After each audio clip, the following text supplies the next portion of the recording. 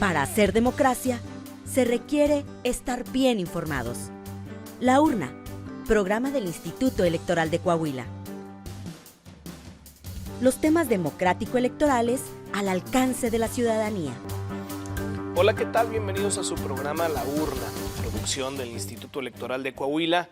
Como siempre, les saludamos y le invitamos a que se quede con nosotros. Protagonistas de la vida democrática de Coahuila y de México en comunicación directa con usted. La entrevista. Muy buenas tardes a todas, todos y todes, las personas que nos acompañan. Bienvenidos una vez más a su programa La Urna, programa de radio y televisión del Instituto Electoral de Coahuila. Mi nombre es Óscar Daniel Rodríguez Fuentes, consejero electoral del Estado de Coahuila, y hoy tengo un invitado de lujo, que es Osiel Baena, primer magistrado no binario en América Latina. Gracias por aceptar esta invitación a venir aquí al programa de La Urna. Bienvenido. Muchísimas gracias. Gracias por estar con nosotros. Gracias a ti, consejero, porque estos espacios son espacios de suma relevancia para nuestra población LGBTIQ+, que durante muchos años históricamente hemos estado detrás del closet. Entonces estos espacios donde podemos compartir diferentes temas nos permiten visibilidad. Muchas gracias, Osiel. Mira, la verdad es que yo estoy muy contento de tenerte aquí, justamente porque estamos en Coahuila antes del proceso electoral, es decir, tendremos en su momento que garantizar también los derechos de la población LGBTIQA+. En esta situación te preguntaría, en tu experiencia como jurista, pues ya magistrado electoral y como integrante de la comunidad de la población LGBTIQA+, tanto fuera y dentro de las instituciones, te preguntaría, ¿qué nos puedes compartir sobre cómo garantizar los derechos de la diversidad dentro del contexto político electoral? Muy bien, consejero. Mira, te podría decir que la agenda de la población LGBTIQ+, se ha enfocado históricamente en tratar de rescatar y de que se garanticen derechos fundamentales y muy sensibles, como de evitar crímenes de odio, identidad de género, infancias trans, etcétera. Y los derechos político-electorales han quedado fuera de la agenda, lamentablemente, aunque los derechos político-electorales también son derechos humanos. De tal manera que la propia población debería de voltear a ver estos derechos, y también las instituciones garantizarlos. Sabemos que tenemos derecho a votar, ser votados, asociarse libre y pacíficamente para tomar parte de asuntos políticos, militar en partidos políticos y formar parte de autoridades electorales. Pero lamentablemente el discurso se ha enfocado en que la población LGBTIQ+ sí los puede disfrutar y sí tiene acceso a ellos, cuando la realidad es que no es así. ¿Y cómo nos damos cuenta de esto? Cuando una persona trans, por ejemplo una mujer trans, llega con su credencial de elector y no hay una coincidencia entre su imagen y el plástico, y hay ocasiones en que no se le permite votar. Eso no le ocurre a una persona heterosexual. Entonces, esto es un problema porque realmente no estamos garantizando a la población el uso, goce y acceso real y efectivo a estos derechos político-electorales. Bien, fíjate que justo ese que mencionas es muy importante decirlo por lo siguiente. Hace poco se acaba de adoptar una importante declaración a nivel con expertos de todo América, de las tres Américas. En este caso tú fuiste quien impulsó esta declaración de los derechos político-electorales de la población LGBTIQA+ en el continente americano. En este caso, ¿me podrías platicar sobre el desarrollo, sobre cuál ha sido tu experiencia en esta parte con la declaración? Claro que sí. Mira, el tema comenzó con una charla con la diputrans Salma Luevano Luna. Ella se acerca conmigo y la acababan de premiar en Washington. Le dieron un reconocimiento internacional por el activismo que ha estado impulsando en materia de cuotas arcoíris, y me pregunta, oye, me hicieron muchas recomendaciones en Estados Unidos y me dicen que todo lo que está ocurriendo en México lo tengo que llevar y compartir a toda América. Me dice, ¿qué podría yo hacer, tú que tienes más tiempo en materia de derechos político-electorales? Y la verdad es que yo ya venía repensando toda esta situación, la ausencia de legislación en México y también la ausencia de legislación internacional. De tal manera que le comentaba, ¿sabes qué? Si quieres hacer algo que trascienda, vamos, y te pediría que me incluyeras en ese proyecto. Vamos trabajando sobre una convención internacional en materia de derechos político-electorales con perspectiva de diversidad sexual y de género, tomando como referencia estas sentencias emblemáticas que han surgido en materia electoral, donde se da la cuota arcoíris. Platico con ella, le expongo la situación, pero al momento de irle estudiando me percato que para llevar a cabo una convención, no menos de 5 años nos hubieran ocupado para llevar a cabo la actividad. Entonces, lo que le decía, bueno, vamos haciendo una declaración como la de principios de Yogyakarta, donde participemos personas expertas, y una vez que tengamos este instrumento, lo podemos ahora sí ir trabajando para que se dé una conferencia internacional y luego elevarla a rango de convención interamericana. Bien. En ese sentido, por ejemplo, es muy importante garantizar esos derechos justamente por el contexto que existe, no solo en el país, sino también en el Estado. En ese sentido, yo te preguntaría, tú eres coahuilense, orgullosamente coahuilense, ¿cuál sería tu postura sobre la situación actual de los derechos político-electorales a favor de la población LGBTQA+ en Coahuila, y cuál sería, cómo se puede asegurar la real y efectiva participación política de esta población? Mira, en el ámbito federal hay una ausencia normativa de regulación de las cuotas arcoíris. Lo mismo estaba ocurriendo en Coahuila. Más allá de, y lo digo desde el punto de vista más objetivo, lamentablemente la reciente incorporación de la cuota para grupos en situación de vulnerabilidad en Coahuila fue un retroceso. Y lo digo con todo el respeto hacia la legislatura, sin embargo hay que decirlo, porque se tiene que analizar con una perspectiva de inclusión y con una perspectiva de diversidad sexual y de género. Lo que ocurre en el caso de Coahuila, al tener una bolsa para todos los grupos en situación de vulnerabilidad sin distingo, lo que viene a hacer es repetir lo que sistemáticamente nos ha pasado a la población LGBTIQ+. Y los ejemplos ya se dieron. Yo lamento mucho que el legislativo coahuilense no haya volteado a ver otros ejemplos, como los casos de Aguascalientes, casos Zacatecas, etcétera, todos estos estados que también aplicaron cuota arcoíris y que casualmente, al darles a escoger a los partidos qué cuota, escogían todas menos diversidad. O los pocos estados que sí postularon personas de la diversidad sexual y de género, los pusieron en los últimos lugares. ¿Por qué? Porque hay una resistencia a la inclusión a la población de la diversidad sexual y de género. De tal manera que la cuota actual en Coahuila, de eso a nada, es exactamente lo mismo. No sirve absolutamente nada y lo vamos a ver. Si se queda en el statu quo actual esta reforma, no vamos a tener va a pasar otra legislatura más sin representación LGBTIQ+. Entonces hay que hacer algo y hay que reaccionar. Y yo lo digo ya no con mi postura de magistrada, lo digo con mi postura de activista. Invito a toda la sociedad de Coahuila que reaccionen ante esta situación y que se promuevan los medios que se tengan que promover, porque no podemos permitir que haya una violación sistematizada donde en apariencia se nos da la oportunidad de participar, pero en los hechos vamos a llegar a nada absolutamente, y es lamentable. Fíjate que hace poco se acaba de resolver una sentencia, Sala Superior resolvió el JDC 951-2022, en el que justamente se reclamó al Congreso de la Unión a nivel federal adoptar medidas específicas para protección de los derechos político-electorales. En ese sentido, ¿qué panorama nos podrías dar en función de esa sentencia? Mira, por cierto, tú la promoviste. Yo la promoví precisamente. ¿Qué es lo que ocurrió? Como te decía al principio, hay una ausencia normativa en el ámbito federal donde no tenemos cuotas arcoíris en la Ley General de Instituciones y Procedimientos Electorales. Por lo tanto, al haber una omisión, lo que hago es accionar un litigio estratégico para obligar al Congreso de la Unión a que legisle en esta materia. Y la Sala Superior me da la razón, determina que hay una omisión legislativa a través de un principio de constitucionalidad y de convencionalidad, y le ordena al Congreso de la Unión que legisle lo inmediato. El hecho de que legisle no significa que también la cuota va a ser maximizadora.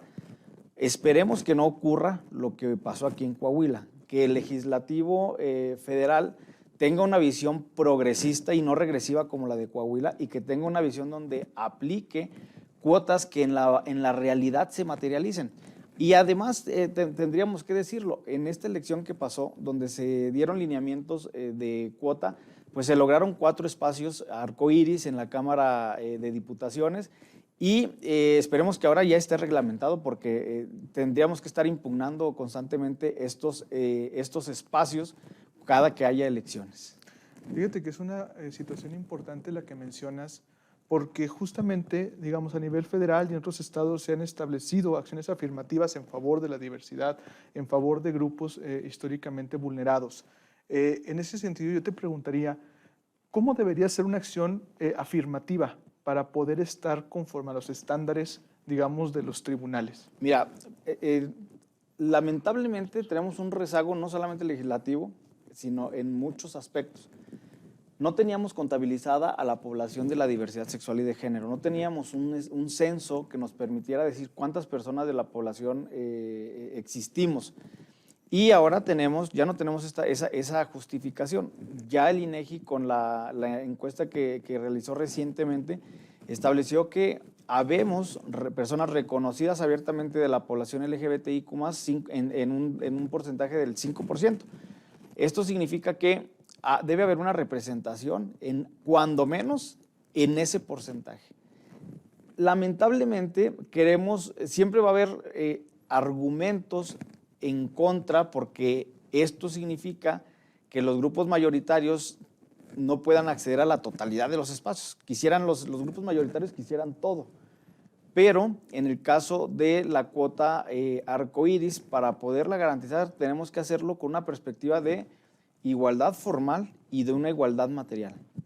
Y en este caso, la reforma es esa igualdad formal, que esté en la ley. Pero luego de nada va a servir si, estando en la ley, en los hechos no se materializa el acceso real y efectivo a cargos de elección popular. Entonces, no podemos permitir que sea un ensayo de prueba y error y esperarnos otra legislatura más para que se materialice la presencia de la población LGBTIQ+. Muy bien, vamos a pasar a una pausa comercial y regresamos con este interesante tema. Me gustaría seguir preguntándote algunas cosas que tienen que ver con esta parte. Entonces, volvemos en unos momentos.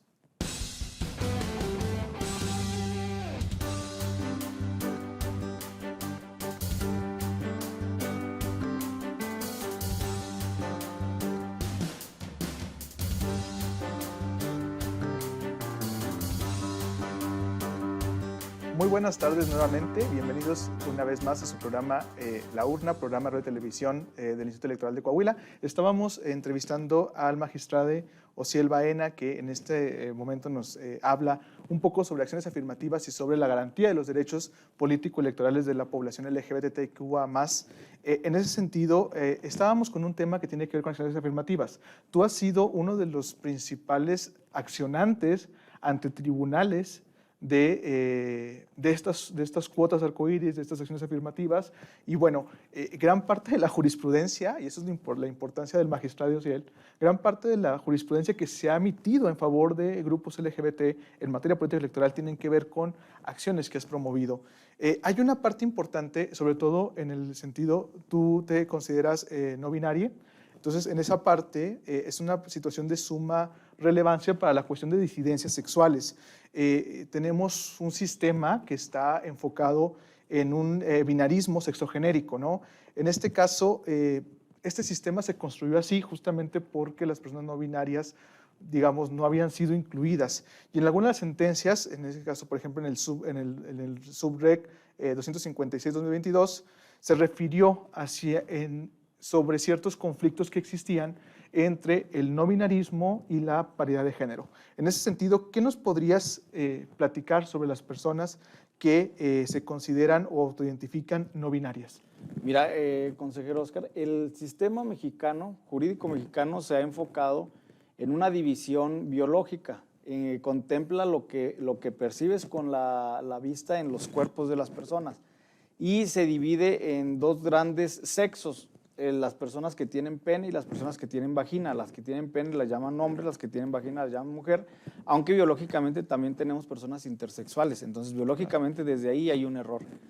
En segundo lugar, es importante considerar que esta división dicotómica entre hombres y mujeres evolucionó a un concepto de no solamente percibir con los sentidos, sino descubrir que las personas también son seres pensantes y que el cuerpo no determina las funciones y los estereotipos que pueden desempeñar. Esto lo llamamos construcción social. El género es una construcción social. Y al ser el género una construcción social, permite que evolucione el concepto que se tiene de la persona. Entonces, no todo tiene que ser enfocado en hombre o mujer. Hay personas que no nos asumimos hombres. En mi caso, yo no me asumo hombre, tampoco me asumo mujer. Entonces, soy una persona no binaria, es decir, no encajo y no me gusta el género binario, ninguno de los dos, hombre o mujer. Entonces, hay otras identidades como el género fluctuante, el caso de nuestras poblaciones mushes, que también son terceros géneros, que no necesariamente son esos estereotipados que la mayoría puede considerar. Entonces, volvemos al tema de la falta del reconocimiento del Estado de las personas no binarias. Te comparto que hace unos 3, 4 meses presenté una solicitud al Registro Civil de Coahuila.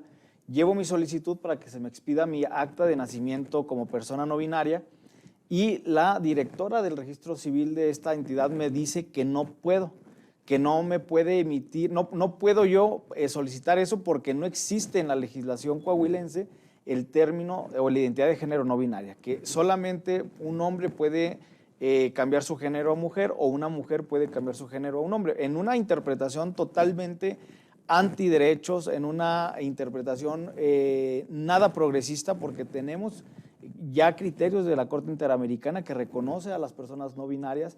Entonces, bueno, fue lamentable la respuesta del Registro Civil y pues me obligó a promover un amparo en contra de esta determinación.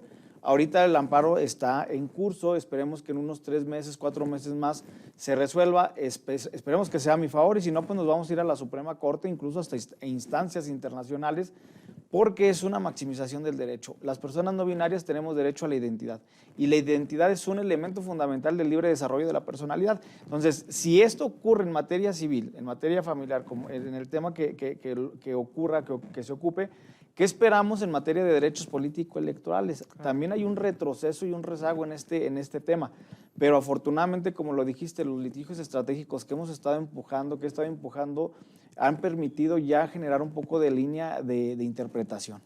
Muy bien. Mire, ya que hablamos de personas no binarias en ese sentido, ocupando cargos públicos, que además creo que es la primera también en ocupar cargos públicos, no tengo el dato si hubiera alguna otra persona que se desempeñara en algún cargo público y se asumiera a sí mismo como no binario.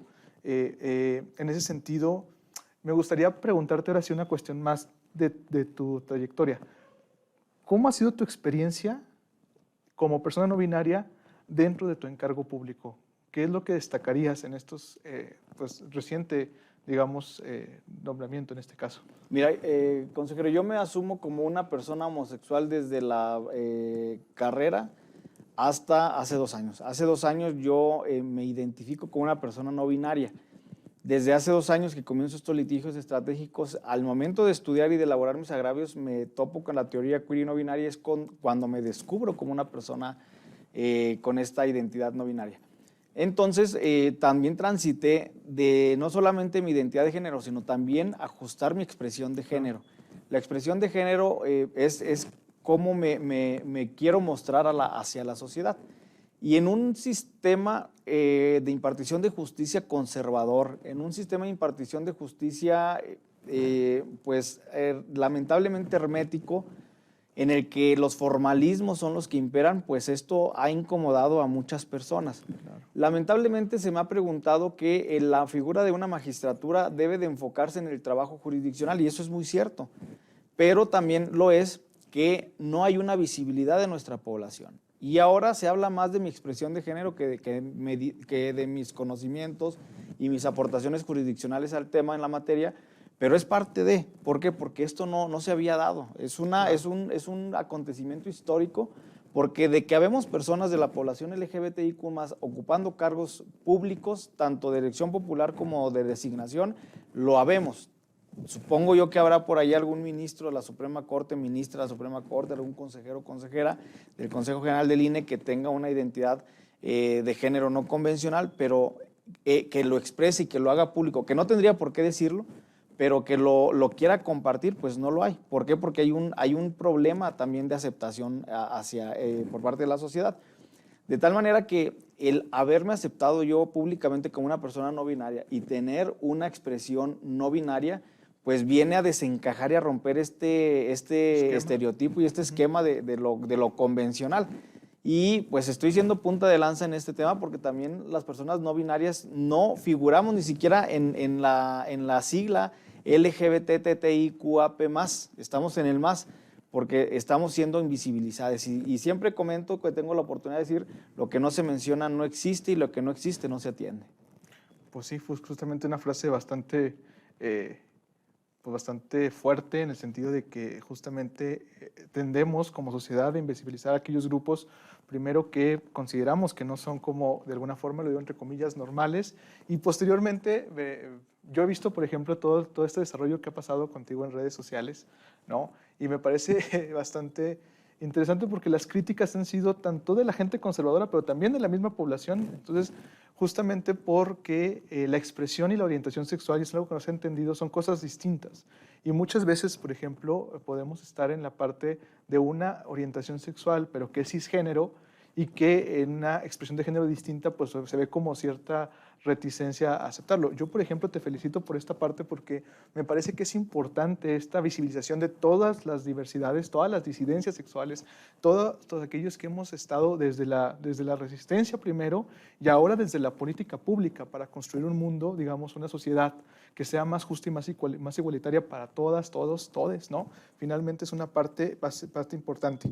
Y bueno, en ese sentido también me gustaría hacerte una pregunta que tiene que ver también, y destacando esa parte, digo, de todo lo que has aportado en la materia jurisprudencial, ¿qué retos o desafíos consideras que siguen pendientes para la participación política de las poblaciones de la diversidad sexual en el Estado y en el país? Mira, si nos vamos, la deuda es histórica y en todos los derechos político-electorales. Si nos fuéramos uno por uno, no tenemos, bueno, ahorita habemos pocas personas formando parte de autoridades electorales, pero no tenemos espacios o medidas de nivelación para incentivar la participación. No tenemos partidos políticos con esta ideología de inclusión, este pensamiento de inclusión de la población LGBTIQ+. No hay ninguna agrupación política en materia de personas de la diversidad sexual y de género. El derecho a ser votados apenas llevamos 2 años y en pocos estados que Coahuila, bueno, que yo no llamaría un avance, pero ya está regulado al menos en materia electoral.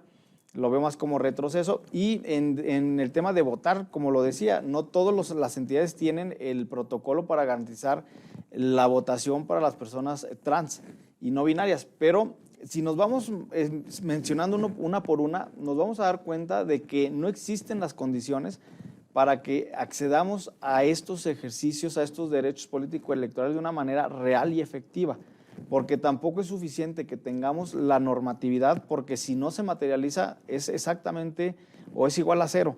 Por eso es que ocupamos personas de la población ocupando esos cargos. De nada nos sirven las personas aliadas. Sí empujan e impulsan, pero no tienen esa sensibilidad que tenemos quienes hemos sufrido la discriminación para atender nuestros propios temas, porque luego se convierten en agendas temporales y no agendas de vida. Muy bien. Bueno, pues estamos por finalizar este programa interesante, todas las posturas y todas las opiniones que se han vertido en este programa. Nada más pues quedaría agradecerte mucho que hayas aceptado la invitación a este programa. Muy seguramente todas las personas que nos ven se quedan con muy buen sabor de boca por encontrar este tipo de temas que a veces hay pocos espacios, pero bueno, en este distrito electoral los hemos ido empujando también desde adentro. Y pues bueno, muchísimas gracias por aceptar esta invitación y muchísimas gracias a todos y todas las personas que nos acompañan y que nos acompañan en esta emisión. Nos vemos en una futura edición de La Urna, programa de radio y televisión, Distrito Electoral de Coahuila. Muchísimas gracias y buenas tardes. Y bueno, fue todo. Muchísimas gracias por haber estado aquí con nosotros en su programa La Urna, esta producción del Instituto Electoral de Coahuila. Nos puede seguir también en redes sociales, en Facebook como laurna.programa radiofónico del IEC, en Instagram programa-radiofónico y en Twitter laurna-IEC. Queremos tener comunicación con usted. Pásenla muy bien. Hasta la próxima semana. Gracias por acompañarnos en una emisión más de La Urna, llevado hasta ustedes por el Instituto Electoral de Coahuila. Nos escuchamos en nuestra próxima emisión.